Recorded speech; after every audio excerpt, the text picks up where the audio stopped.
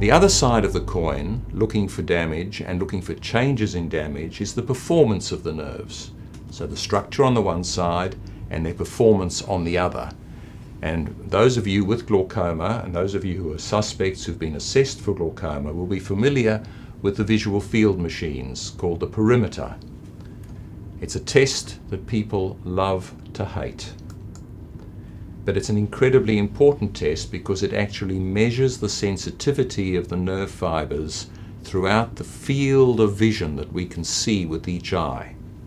There is a normal blind spot in which a normal eye cannot tell the difference between the bottom of a coal mine and the middle of a nuclear explosion. And the fact, if you cover one eye and look around the world with one eye, you are unaware of the fact that there is this blind spot. Normally, every eye has it, where you can't tell the difference, where you are totally unable to see light.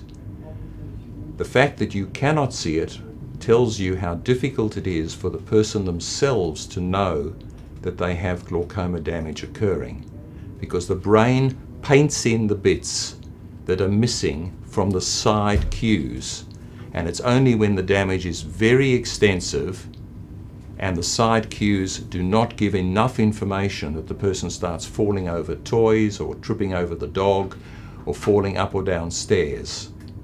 And that underlines the importance of being checked.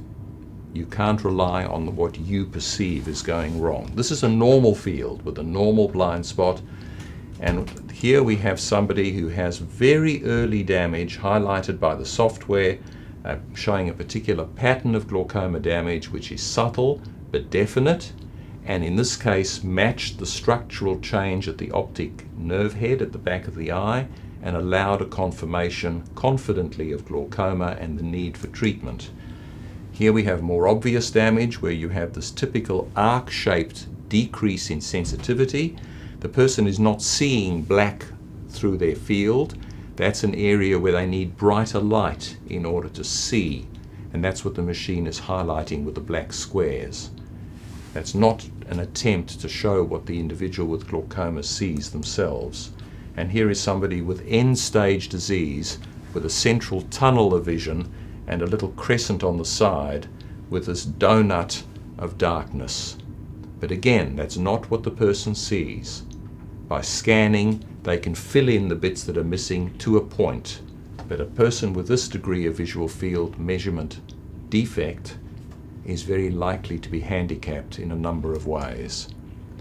We can, with the help of modern sophisticated software, measure the sensitivity of the visual field, the sensitivity of the performance of the optic nerve over time.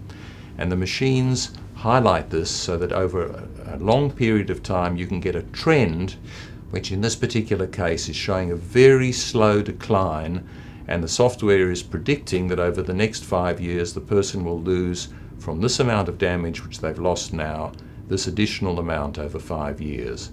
This particular individual is in his mid-70s, and it may be, depending on his general health, that this is an acceptable rate of decline which is not going to get him into trouble.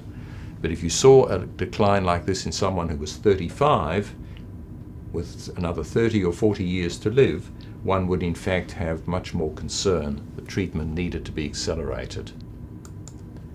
Here is somebody who's accelerating a little more rapidly, and here is someone who's accelerating in a disastrous fashion, and treatment needs to be changed radically to get them out of this downward spiral.